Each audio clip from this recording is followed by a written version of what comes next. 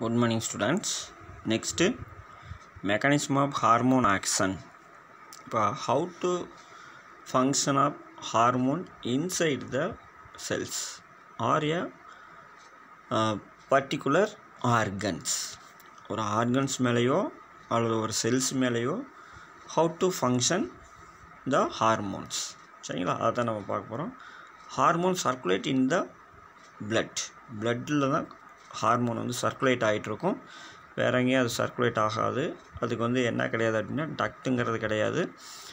ஆனால் ஹார்மோன் வந்து பிளட்டில் தான் சர்க்குலேட் ஆகிட்ருக்கும். சரிங்களா, but their concentration can be increase or decrease. இப்போ பிளட்டில் சர்க்குலேட் ஆகிட்டு இருக்கக்கூடிய ஹார்மோனுடைய concentration maybe increase or a decrease. ஒன்று இன்க்ரீஸ் ஆகலாம், இல்லைன்னா டிக்ரீஸ் ஆகலாம்.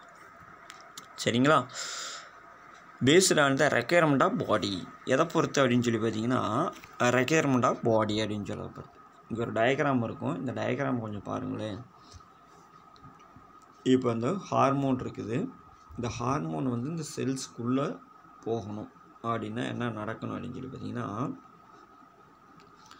ஃபஸ்ட்டு இந்த ஹார்மோன்ஸ் இங்கே இருக்கிறீங்களா, நான் ஸ்டீராய்டு ஹார்மோன்ஸ். இந்த hormones first binds on the surface of the செல்லினுடைய சர்ஃபேஸில் வந்து பைண்டிங் ஆகணும்.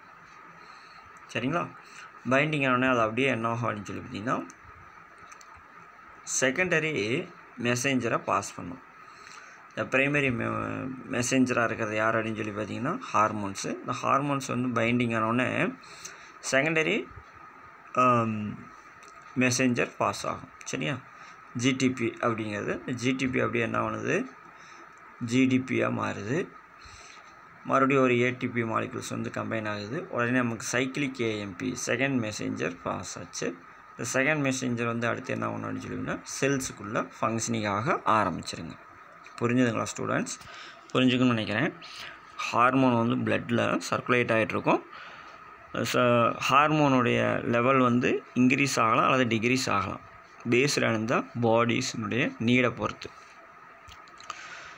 ஸோ இப்போ இந்த இன்க்ரீஸ் ஆகுது டிக்ரீஸ் ஆகுது எதை பொறுத்து நடக்கும் அப்படின்னு சொல்லி பார்த்தீங்கன்னா ஃபீட்பேக் மெக்கானிசம்ஸ். உங்களுக்கு ஃபீட்பேக் மெக்கானிசம்லாம் தெரியும்னு நினைக்கிறேன். ஸோ ஹார்மோன் பிளட்டில் அதிகமாக வேணும் அப்படின்னா பாசிட்டிவ் ஃபீட்பேக் நடக்கும். உடனே வந்து ஹைப்போதலாமஸ் பிட்யூட்டரி கிளாண்டு வந்து ஹார்மோன் ஸ்டிமுலேட்டிங் ஃபேக்டர்ஸை ரிலீஸ் பண்ணும். அந்த ஃபேக்டர்ஸ் வந்து என்ன பண்ணணும்னா ஹார்மோனை ரிலீஸ் பண்ணி விட்ரும். இப்போ பிளட்டில் ஹார்மோன் லெவல் அதிகமாகிடும்.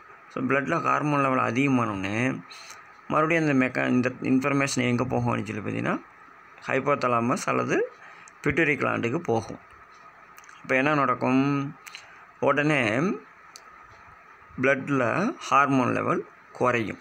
இதுக்கு வந்து பார்த்தீங்கன்னா நெகட்டிவ் ஃபீட்பேக் மெக்கானிசம்ஸ் அப்படின்னு பேர்.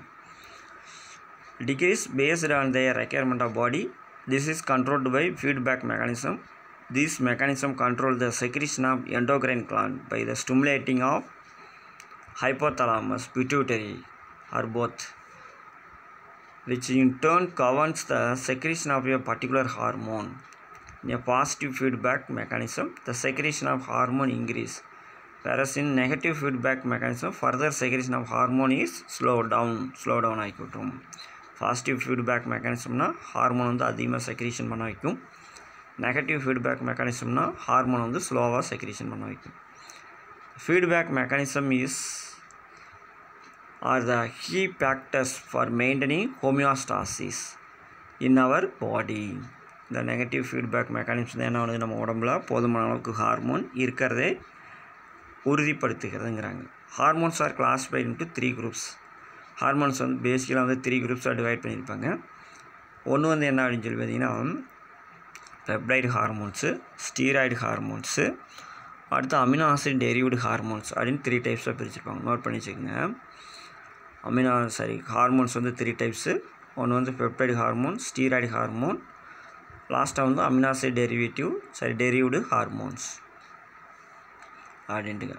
இப்போ இந்த ஒவ்வொரு ஹார்மோனும் எப்படி ஃபங்க்ஷன் ஆகுதுன்னு பார்க்கலாம். First peptide hormones cannot cross த பாஸ்போலிபிட் செல் மெம்பரைன். ஒவ்வொரு செல்ஸ்லையுமே செல்ஸுக்கு மேலே மெம்பரைன் இருக்கும். அந்த மெம்பரைன் எதனால் மேடப் ஆனது அப்படின்னா பாஸ்போலிபிட்னால மேடப் ஆனது. அந்த பாஸ்போலிபிட் அப்படிங்கிற மெம்பரைனை கிராஸ் பண்ண முடியாது. யாருனால? பெப்டைட் ஹார்மோனால்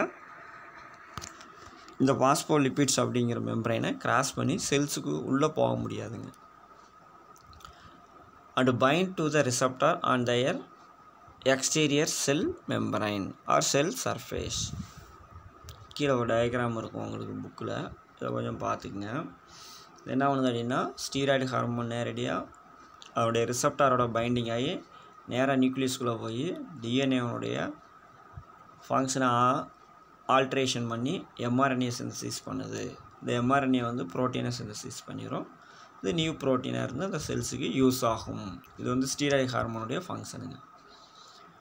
இப்போ நம்ம பார்க்க போகிறது என்னன்னு சொல்லினா, அமினோ ஆசிட்ஸ் ஹார்மோனுடைய function. Surface they are transported to the Golgi body. First வந்து இந்த ஹார்மோன் வந்து செல்லுடைய சர்ஃபேஸ்லேருந்து எங்கே ட்ரான்ஸ்ஃபர் ஆகும் அப்படின்னா கோல்ஜி பாடியில், which is the site of modification. Note பண்ணி பார்க்கலாம். கோல்ஜி பாடி தான் என்ன பண்ணுது அப்படின்னா வரக்கூடிய ஹார்மோனுடைய சைஸை வந்து மார்டிஃபிகேஷன் பண்ணுதுங்க. It act as a first messenger in the cell. Note பண்ணுங்கள். Hormone on binding to their receptors. Hormone வந்து அதோடைய ரிசப்டாரோட பைண்டிங் ஆனோடனே do not enter the target cell but generate the production of second messenger. அந்த binding சர்ஃபேஸோட binding ஆனோடனே நேரடியாக உள்ளே என்டர் ஆகாமல் எதாவது ப்ரொடியூஸ் பண்ணுது அப்படின்னா செகண்ட் மெசேஞ்சரை ப்ரொடியூஸ் பண்ணுது. அப்போ அந்த செகண்ட் மெசேஞ்சர் என்ன அப்படின்னா நோட் பண்ணுங்கள், சச்சஸ் சைக்கிளிக் ஏஎம்பி அல்லது சிஏஎம்பி அப்படின்னு பேருங்க. சைக்கிளிக் ஏஎம்பி அப்படின்னு பேர். which in turn regulate the cellular metabolism. இந்த சைக்கிளிக் ஏஎம்பி தான் என்னுடைய மெட்டபாலிசம் வந்து ரெகுலேட் பண்ணுது அப்படின்னா செல்லுலார் மெட்டபாலிசனுடைய ரெகுலேஷன் பண்ணுது. This is catalysed by the enzyme. இதை கேட்டலைஸ் பண்ணுறது யார் அப்படின்னா என்சைம். அந்த என்சைமோட பேர் என்ன? அடினிலேட் சைக்ளேஸ் அப்படிங்கிற என்சைம். ஒன் மார்க் நோட் பண்ணிச்சுங்க. அடினிலேட் சைக்ளேஸ் அப்படிங்கிற என்சைமுங்க. The interaction between the hormone at the surface and the effect brought about by cyclic AMP within the cell is known as signaling cascade. Note பண்ணி பார்க்கலாம். செல்லுடைய சர்ஃபேஸில் வந்து இந்த hormone வந்து அந்த ரிசப்டாரோட பைண்டிங் ஆனவுடனே எதை உற்பத்தி பண்ண வைக்குது அப்படின்னு சொல்லி பார்த்தீங்கன்னா brought about by cyclic AMP within the cells. செல்ஸுக்குள்ள உடனே சைக்கிளிக் ஏஎம்பி உருவாக ஆரம்பிக்குது. இதுக்கு பேர் என்ன பேர்? சிக்னலிங் கேஸ்கேட் அப்படின்னு பேர். At each steps there is a possibility of amplification. சரிங்களா? ஒவ்வொரு ஸ்டெப்பும் என்ன ஒன்றும் அப்படின்னு சொல்லி பார்த்தீங்கன்னா நமக்கு டப்ளிங்காக ஆரம்பிக்குங்கிறாங்க.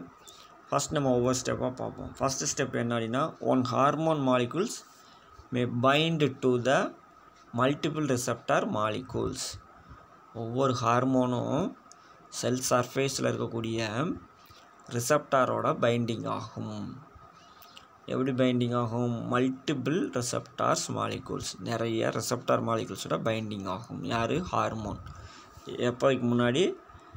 Before it is degenerate. Hormone சிதைகிறதுக்கு முன்னாடி, அழிகிறதுக்கு முன்னாடி, டீனேச்சர் ஆகிறதுக்கு முன்னாடி நிறைய ரிசப்டார்ஸோட பைண்டிங் ஆகுது அப்படின்ட்டு இருக்காங்க. சரிங்களா? ரைட். டயக்ராம்லாம் 5 மார்க்கில் பார்த்து வச்சுங்க. சரி. ஈச் ரிசப்டார் மே ஆக்டிவேட் செவரல் அடினிலேட் சைக்ளேஸ். ஒவ்வொரு ரிசப்டாரும் எதை ஆக்டிவேட் பண்ண வைக்குது அப்படின்னா நிறையா அடினிலேட் சைக்ளேஸ் அப்படிங்கிற என்சைம் உருவாக வைக்குதுங்க. Each of which make a much cyclic AMP. So அப்படி நிறையா ஆக்டிவேட் ஆகும்போது நிறையா என்ன ப்ரொடியூஸ் ஆகுது அப்படின்னா சைக்கிளிக் ஏஎம்பி நிறையா ப்ரொடியூஸ் ஆகுதுங்கிறாங்க. தேர்ட் வந்து பார்த்திங்கன்னா thus there is more signal after each steps. ஒவ்வொரு ஸ்டெப் முடிஞ்சதுக்கப்புறம் நிறைய சிக்னல் ஃபார்ம் ஆகுதுங்கிறாங்க. the action of cyclic AMP is terminated by. Note பண்ணுங்கள். இந்த சைக்கிளிக் ஏஎம்பியுடைய செயல்பாட்டை முடிவுக்கு கொண்டு வர்றவங்க யார் அப்படின்னா பாஸ்போடைஎஸ்டரேஸ் அப்படிங்கிற என்சைம். பாஸ்போடைஎஸ்டரேஸ் அப்படிங்கிற என்சைம் என்ன பண்ணுது? சைக்கிளிக் ஏஎம்பியினுடைய செயல்பாட்டை முடிவுக்கு கொண்டு வருது. The effect of peptide hormone like insulin. Note பண்ணுங்கள். The effect of peptide hormone like insulin, glucagon, somatotrophin are usually short lived. இதெல்லாமே கொஞ்ச நேரம் மட்டுமே செயல்படக்கூடியது. Because they work through second messenger system. ஏன் இது வந்து கொஞ்ச நேரமே ஒர்க் பண்ணக்கூடியது அப்படின்னு சொல்லி பார்த்தீங்கன்னா, இது வந்து செகண்ட் மெசேஞ்சர் சிஸ்டத்தில் ஃபங்க்ஷன் ஆகுதுங்க. நெக்ஸ்ட் வந்து பார்த்திங்கன்னா ஸ்டீராய்டு ஹார்மோன்ஸ். இப்போ இந்த steroid hormones can easily cross the sell membrane. Steroid hormone வந்து ஈஸியாக வந்து செல் மெம்பரைனை கிராஸ் பண்ணிடும். ஏன்னா ஸ்டீராய்டுனாலே லிப்பிட்னு அர்த்தம். அப்போ செல் மெம்பரைன் என்னவாக இருக்குது, பாஸ்போலிப்பிட்டாக இருக்குது. இப்போ பாஸ்போலிப்பிட்டை வந்து இந்த ஸ்டீராய்டு ஹார்மோன் ஈஸியாக வந்து கிராஸ் பண்ணிடுங்க. The steroid hormone can easily cross the cell membrane and bind to their receptors. ஈஸியாக செல் மெம்பரைனை கிராஸ் பண்ணி அப்படியே ரிசப்டரோட பைண்டிங் ஆயிருங்க. Which are intracellular or intranuclear. செல்லுக்குள்ளேயோ நியூக்ளியஸ்குள்ளேயோ ஈஸியாக வந்து என்ன ஆயிரும் அப்படின்னா ஃபங்க்ஷன் ஆக ஆரம்பிச்சிருங்க. Upon binding to the receptors, ரிசப்டரோட பைண்டிங் ஆனோடனே they pair up with another receptors. என்ன ஒன்று அப்படின்னா, ஒரு ரிசப்டாரோட இணைஞ்சோடனே அது இன்னொரு ரிசப்டாரோட பேரப் ஆகுது. அப்படி ஆச்சுன்னா அதுக்கு பேர் என்ன பேர், ஹார்மோன் காம்ப்ளெக்ஸ் அல்லது டைமரைஸ் அப்படின்னு பேருங்க. The dimer can then bind to the DNA and alter the transcription. Transcription என்னங்க, ப்ரோட்டீன் சிந்தசிஸ். ஸோ டிஎன்ஏவோட சேர்ந்து ப்ரோட்டீன் சிந்தசிஸ் வந்து ஆல்ட்ரேஷன் ஆகுது அப்படிங்கிறாங்க. சரிங்க. The effect of steroid hormones such as aldosterone. Note பண்ணுங்க பார்க்கலாம். The effect of steroid hormones such as aldosterone, estrogen, FSH are long-lived. Short-lived hormone கேட்டால் என்னென்ன எழுதுவீங்க, இன்சுலின், குளுக்கோகான், சொமட்டோட்ரோஃபின். அதெல்லாம் வந்து ஷார்ட்-lived ஹார்மோன்ஸ். லாங்-lived ஹார்மோன் அப்படின்னு கேட்டால் என்னென்ன எழுதுவீங்க, aldosterone, estrogen, FSH are long-lived hormones as they alter the amount of mRNA and protein in a cell. இது வந்து என்ன ஒன்று அப்படின்னு சொல்லி பார்த்தீங்கன்னா, ரொம்ப நாளைக்கு செல்ஸுக்குள்ளே ரொம்ப நேரத்துக்கு செல்ஸுக்குள்ளே ஆக்டிவேட் பண்ணி ஃபங்க்ஷன் ஆகி அதோடைய அமௌண்ட் வந்து mRNA ப்ரோட்டீன் சிந்தசிஸ் ஆகிறதுல என்ன ஆகும்னா வேரியேஷன் ஆகுறாங்க. இந்த amino acid derived hormones, amino acid derived hormones are derived from one or two amino acids with a few additional modification. சரியா, அமினோ ஆசிட் டெரிவ்டு ஹார்மோன்ஸ் என்ன ஒன்று அப்படின்னா, ஒரு அமினோ ஆசிட்ஸில் இருந்தோ அல்லது ஒன்றுக்கு மேற்பட்ட அமினோ ஆசிட்ல இருந்தோ டெரிவேஷன் ஆகி என்ன ஒன்று அப்படின்னு சொல்லி பார்த்தீங்கன்னா ஃபியூ அடிஷ்னல் மாடிஃபிகேஷனாக மாறுங்க. Thyroid hormone is synthesized from the thyroxine. தைராக்சின்ங்கிறது அமினோ ஆசிட். தைராய்டு ஹார்மோன் வந்து எந்த அமினோ ஆசிட்லேருந்து சிந்தசிஸ் ஆகுது அப்படின்னா தைராக்சின் அப்படின்ட்டுங்க. அந்த ஹார்மோன்லேருந்து சிந்தசிஸ் ஆகுது. அது கூட என்ன அடிஷ்னல் ஆகுது அப்படின்னா செவரல் அயோடின் ஆட்டம்ஸ். நோட் பண்ணுங்கள், அது கூட அயோடின் ஆட்டம் ஆட் ஆகுதுங்க. Epinephrine are amino acid derivative. Epinephrine are amino acid derivative may function through the second messenger system. Note பண்ணுங்கள், எபினெப்ரின் அப்படிங்கிறது அமினோ ஆசிட் டெரிவேட்டிவ் ஃபங்க்ஷனில் இன்வால்வ் ஆகுது, செகண்ட் மெசேஞ்சர் சிஸ்டத்துலேயும் involve ஆகுதுங்க. லைக் பெப்டைடு ஹார்மோன்ஸ் என்ன மாதிரி அப்படின்னா இந்த எபினெப்ரின் பெப்டைடு ஹார்மோன் மாதிரி ஆக்ட் பண்ணுது. பெப்டைடு ஹார்மோனாலே செகண்ட் மெசேஞ்சரை ப்ரொடியூஸ் பண்ணிவிடும். Or they may be actually enter the cell and function like steroid hormones. சரியா, செல்ஸுக்குள்ளே என்ட்ராய் எப்படி இது ஃபங்க்ஷன் ஆகுது அப்படின்னா ஸ்டீராய்டு ஹார்மோன் மாதிரி ஃபங்க்ஷன் ஆகுதுங்க. எது, எபினெப்ரின் அப்படிங்கிற ஹார்மோன். சரிங்களா, ரைட்டுங்க. அவ்வளோதான், இந்த லெசன் நமக்கு முடிச்சாச்சு. நெக்ஸ்ட்டு சாப்டர் 5 யூனிட் 5 சாப்டர் 12 அப்படிங்கிறது நெக்ஸ்ட் கிளாஸில் பார்ப்போம். ஓகேங்களா? Okay students, thank you.